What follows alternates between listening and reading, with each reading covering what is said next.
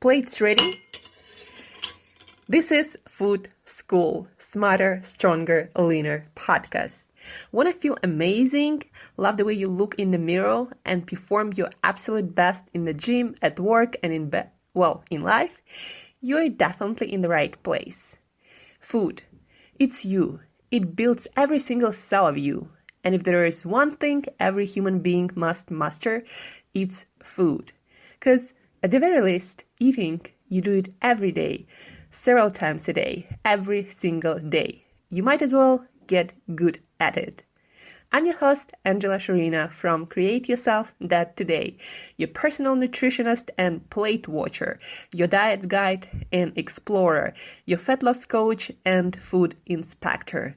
And just someone with a lot of passion and obsession and curiosity for healthy food, healthy diets, nutrition, optimized human performance, everything and absolutely anything you put in your grocery shopping cart, your fridge, on your plate, and in your mouth. It's my business. Food School, on a mission to help you eat better daily. It's the last time I talk about food. It's the last time I talk about food. Hey guys, and welcome back to another episode of Food School Smarter, Stronger, Leaner podcast. How did you sleep tonight? Hopefully using a lot of tips and advice that we talked extensively about yesterday on our sleep hygiene podcast. Hopefully you slept better because of that. And guys, you might think that eating the right kinds of foods and exercising and managing your stress and a lot of other small things in your lifestyle might be more important than sleep, but it's not the case. If you don't have your sleep hygiene, your sleep routine, the quality of your sleep taken care of, then all of those things will get much worse, and there is nothing that can substitute for good quality sleep. Like if you're not sleeping well consistently, 8 hours or more, if you need to sleep more, then you're probably not going to be healthy, and you're probably not going to be happy because sleep also affects your mental health, and you're probably not going to live a long life disease-free. And who wants to live a long life disease-full? I'm yet to find that kind of person. So check out yesterday's episode, because repetition is the mother of skills, and the more you hear something, the more you do something, the more you read about something, the more chances there are that you're going to actually act on that, and that's going to hugely improve the quality of your life and your health. So that's about sleep. Today we are talking mostly about recommended dietary allowance, or RDA, and daily value, or DV. Those the letters RDA and DVs that you can see on a lot of nutrition facts labels. And well, what are they? And why are they different, and why there are, two kinds of letters on food labels you can see. So RDAs are recommended daily intakes of nutrient for healthy people. This is the amount of a nutrient, such as a vitamin or a mineral, that you need to consume each day to maintain health. The RDAs were developed by the Food and Nutrition Board at the Institute of Medicine of the National Academies. RDAs vary by age and gender. There are also specific RDAs for women that are pregnant or breastfeeding. Therefore, there are several different RDAs for each nutrient, again, depending on your age and depending on your if you're a female and breastfeeding or pregnant. The DVs, or daily values, were established by the U.S. Food and Drug Administration. They were designed to be used on food and dietary supplement labels. Unlike RDAs, there is one DV, or daily value, for each nutrient for all people ages 4 years and older. DVs are not recommended intakes. DVs indicate how much of a nutrient is in a serving of food or a dietary supplement in the context of a total daily diet. DVs often match or exceed the RDAs for most people, but not in all cases. DVs are shown on food and supplement labels as a percentage. So basically, for example, if you, happen to have in your hands, let's say milk, it's like the easiest thing I can think of, and it has calcium in it, obviously, and on the side you can see the percentage of DV, or daily values. So for example, the recommended amount of calcium is for today, that is recommended for a person, is 1,300 milligrams. So if you see, for example, that a product, milk in this case, has 20% of daily value on it, it means that it is 20% of 1,300 milligrams is in one serving of that food. And you need to get 4 more of serving if you were to eat only this food for calcium to get the total amount of calcium that is needed to support good human health for this day. And you got to do that every day. So eating right kind of foods and getting all the nutrients that your body needs, it's not actually such an easy task, meaning that a lot of people are nutrient deficient, like probably 90% of people are deficient in some nutrients, maybe not every day, every single day, but if you take one person, right, and you test them for nutrient deficiencies, then 90% of people are deficient in one nutrient or the other. If you want to check out all the recommended values for nutrients that are proven to be important for human health, then check out the link in the show notes, and there is going to be a link to a document where you're going to find the definitions of recommended dietary allowances and daily values, and you're gonna find the table of all the nutrients that World Health Organization and Federal and Food and Drug Administration track. So you can check out, you're gonna see the table of all the nutrients and the recommended allowance for those nutrients. And then on the products, I believe like most of the products already, nutrition facts labels of most products have right now new labels on, and you might see special nutrients that are specifically mentioned on the label, and those nutrients are considered to be nutrients of concern. That meaning what nutrients of concern are, typically those are the nutrients that are either overconsumed or underconsumed based on the recommended dietary allowance, which provides either the minimum of them or the maximum level of consumption required to prevent detrimental effects on health. The diet of many Americans lacks in fruits, vegetables, dairy, whole grains, and seafood. And also that is kind of true for most of the people around the globe, because as our world is becoming more and more globally connected, the trends also become more and more similar from one place to the other. So the nutrients of concern that are mentioned on nutrition facts labels are the nutrients that most people tend to either not eat enough. That is actually the case for all the nutrients on the nutrition facts labels.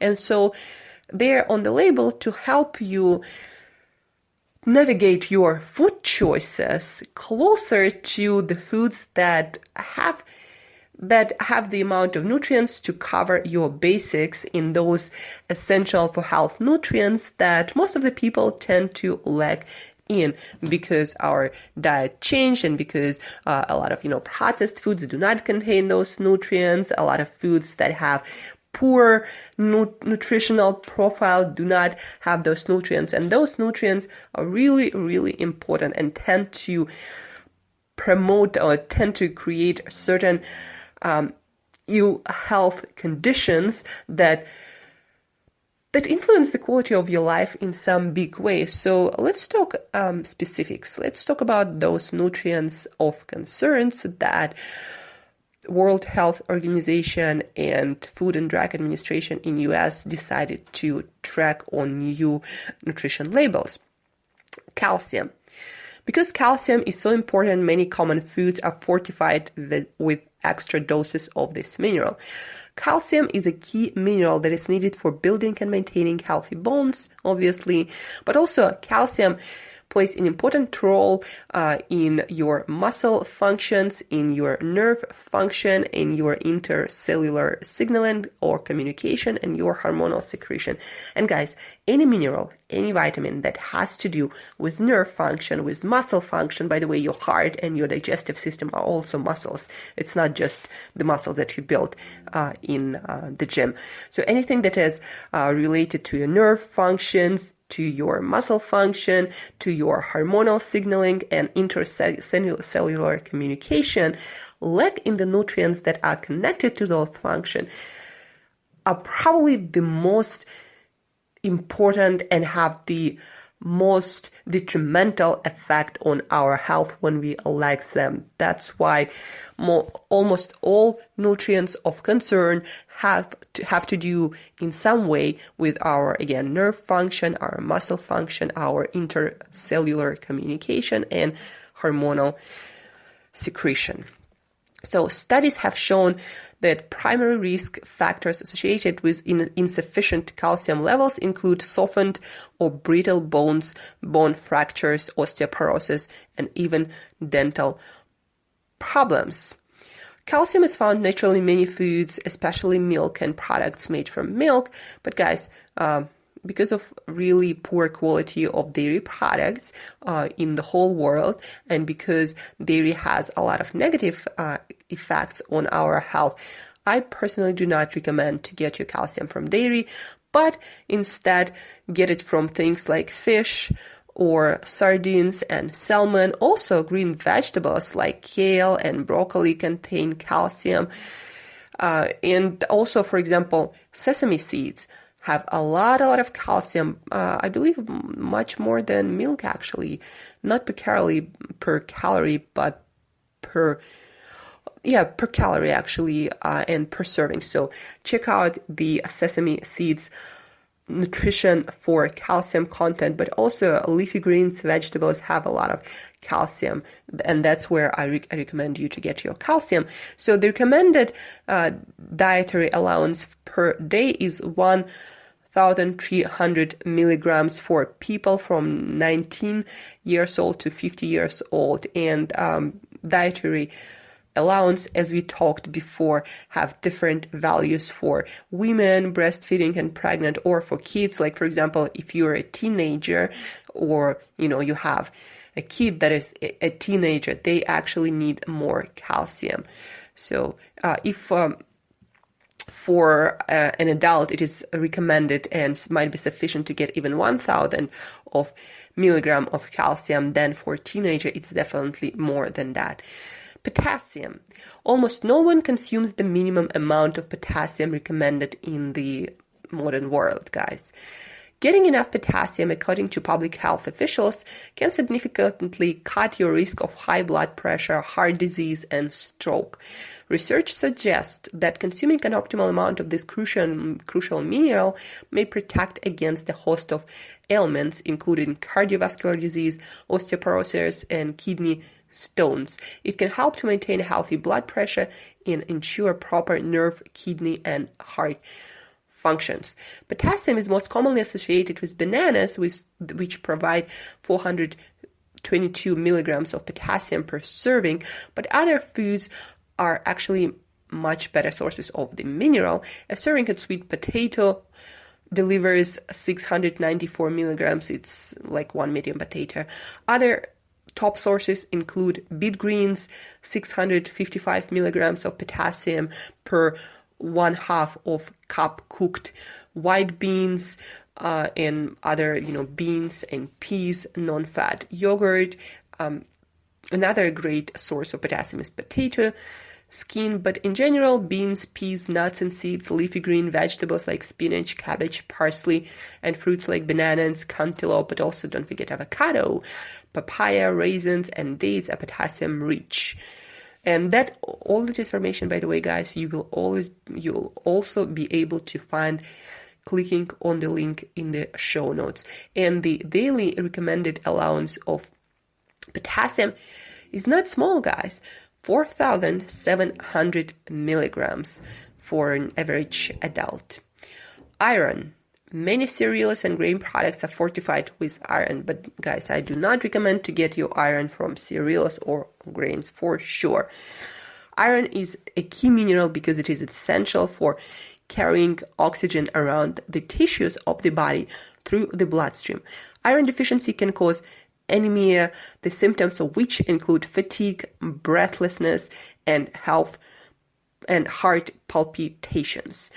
So good food sources of iron include red meat and meat products, dark green leafy vegetables as cabbage and spinach, and pulses such as lentils, beans, and chickpeas. And that's actually what I recommend you to use as the main source of your iron. A lot of vegetables, dark green leafy vegetables like spinach and cabbages and other leafy greens, and red meat and meat products. You don't need a lot to get your daily allowance. You just need 18 milligrams per day. Well, now it actually, 18 milligrams per day, 18 milligrams per day of iron. So it's really easy to get from healthy sources. Dietary fiber. The daily value for adults is 28 grams. Dietary fiber is a non-digestive carbohydrate that is found in plant foods, fruits, vegetables, whole grains, beans, nuts, and seeds. Dietary fiber is important for healthy gastrointestinal function, for gut health, guys.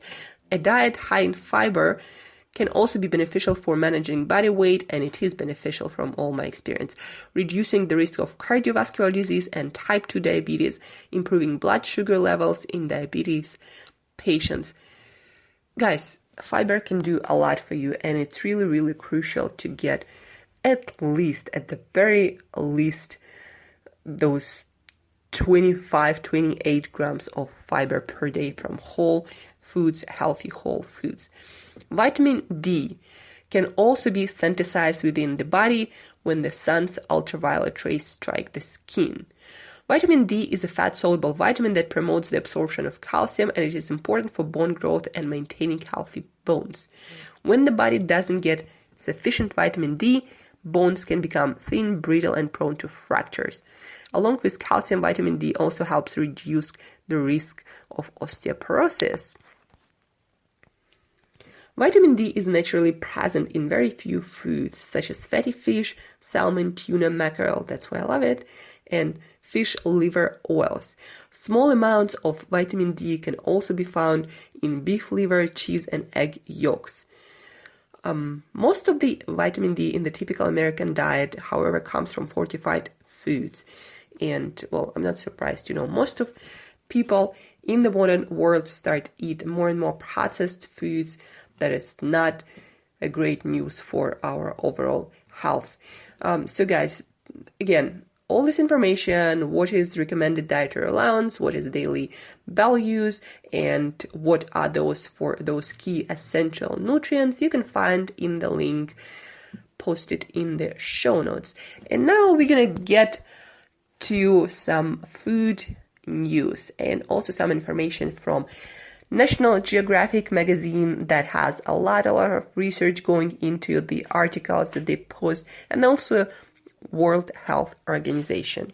So, the connection between light and biology starts with photons striking our retinas, triggering signals that reach a knot of neurons known as, you don't really need to know that. Anyway, this article, by the way, is about junk light and light pollution that we experience as a society. And light pollution is about our lightening of the city, the buildings, the street lights, our houses, that reflects back to the atmosphere, that causes more lightening of the area that causes a lot of problems for birds who migrate, for birds and animals who live in the nearby area or in the area where the city is. But it also influences our health a lot. And I'm going to read you an extract from this article from National Geographic about how this light pollution affects our health. And the link to this article you can also find in the show notes if you want to read more about light pollution and how it affects our planetary health and what you can do about it and what we can all do about it as a society. So, the light affects that knot of neurons in our head which produce the hormone melatonin. Through this pathway, melatonin normally begins rising and at sundown and peaks around midnight, unleashing a cascade of reactions that regulates sleep-wake cycles, lowers body temperature, slows metabolism, and increases leptin, a hormone that reduces appetite. It was very important for humans being not hungry in the middle of the night, because if you are foraging for food, you're going to become food. Whether it's a computer screen, bright bathroom light, or intense street lights shining in your windows, indoor and outdoor electric lights interfere with those circadian rhythms by stunting the normal flow of melatonin. Obesity is one consequence of light messing with our nighttime physiology, as it is likely linked to persistently low levels of leptin, that hormone that regulates our appetite. Based on a number of studies, low melatonin levels and circadian disruption are also thought to play a role in heart disease, diabetes, depression, and cancer, particularly breast cancer, for which the author says the data are particularly compelling. The consequences are particularly profound in nighttime shift workers, such as truck drivers, flight attendants, who are case studies in messed up circadian biology. In 2007, the World Health Organization actually declared shift work a risk factor for cancer. And in 2012, the American Medical Association warned the pervasive use of nighttime lighting that creates potentially harmful health effects and hazardous situations. So, as we talked many times before, light hygiene, sleep hygiene, junk light can really mess up your health in all areas of your life, starting with your sleep and adequate hormone production, and then that affects your hunger levels and also your inflammation levels and the quality of your sleep, and it just cascades from there, guys. So if you do not manage your light environment, if you sleep with junk light around you, if you have a lot of light before going to bed, and if you don't manage your light environment in general, you're gonna have a lot of consequences when it comes to health, to longevity, to your body fat, to your fitness, and so many other things. So that's a piece about sleep.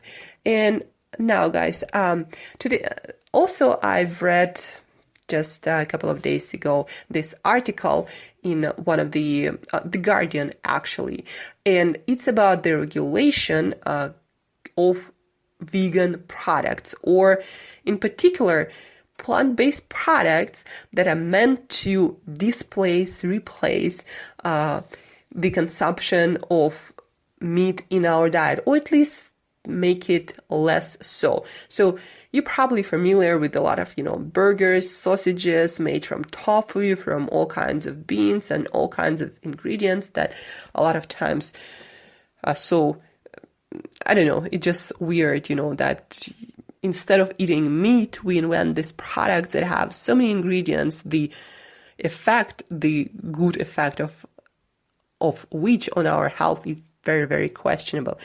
Anyway, the meat lobby the decision to protect meat-related terms and names exclusively for edible parts of the animals was firmly opposed by organizations such as Greenpeace and BirdLife, who insisted it presented a blow against sustainable food. But we felt that steak should be kept for real steak with meat and come up with a new moniker for all these new products. Like, for example, they came up with this term Veggie disc for veggie burgers. There is a lot to be done in this front. A lot of creativity will be needed, he said, one of the authors of this article. People need to know what they're eating. So people who want to eat less meat know what they're eating. People know what is on their plate. So basically, the whole idea is, U.S. government, European Union government, that creates those food regulations of all sorts, they all agree, and I actually agree with them, that they need to put proper labels on a lot of these vegetable and plant-based alternatives, like even milk. There is a lot of argument going on about how we should not call plant-based milk, quote-unquote, milk, because then if somebody doesn't really read all this information about different, products coming on the market, or if somebody is a kid, or a teenager, how do you know what is plant-based milk and what is cow's milk? And, how do you make distinction between them if there is no warning on a label, or nothing says on the label that this is thing that is plant-based and this is not plant-based. So I also believe that instead of calling everything burgers and sausages, we should just call burgers what was originally a burger, something that is meat-based, and then we should create some other names for other products that do not contain meat. So instead of calling something burger, maybe we call it like tof burger, or I don't know, they will make better names for all of these new products coming to the market. But yeah, make sure to check ingredient list if it says burger for now, because the labeling is still all over the place, so you never know now what you're getting in your food. It may say Impossible Burger, and you get some veggie tofu upgrade instead of meat. So make sure you know what you're putting in your mouth, because all of us have different dietary preferences, and our gut reacts differently in different kinds of ingredients. So just be aware of what ingredients you have in your food. Other fascinating and interesting news from food industry are food trends, for example, as food dive reports are affected by different generations of consumers. In a survey that asked whether clean eating improves overall quality of life, 55% of people ages 18 to 24 and 42% of people ages 25 to 34 responded very much. About 36 of people ages... Anyway, this whole piece I wanted to introduce to you because it shows that younger people tend to be more in tune with the idea that their food choices affect overall quality of their life, not just how fit they look or how much fat they carry or whether they have six-pack or not. No, actually, younger people tend to agree. More than half of Generation Z and somewhere around half for millennials agree that better food choices affect the quality of life overall. And this is a great trend, I believe, because that trend gonna help us to create better food industry, helping us to make better food choices easily. And the last but not least piece of news, you're going to see more and more international flavors on the shelves of supermarket, different flavorings, different spices, different dishes from around the world that's gonna become an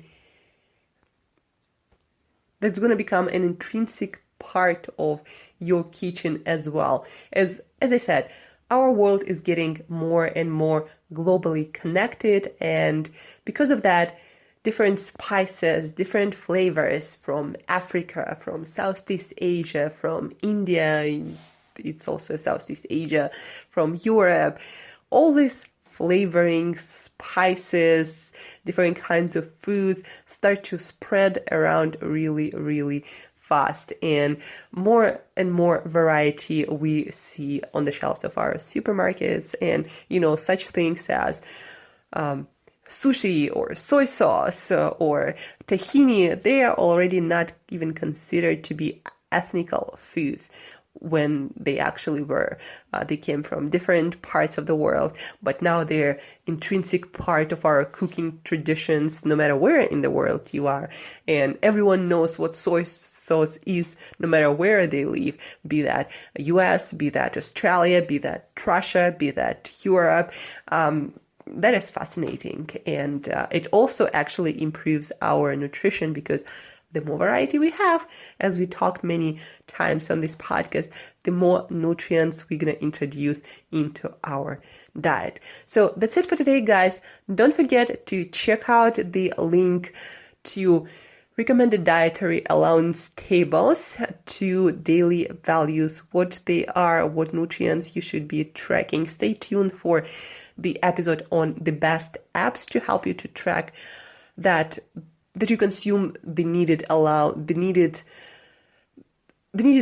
of the foods that give you the nutrients that are super essential for your health. So check out the link, and stay tuned also for tomorrow's episode that is going to be about fat loss and the latest news that I've learned from studies and experience on the smart science of fat loss. So stay tuned, sleep better, and as usual, till next time, eat better daily.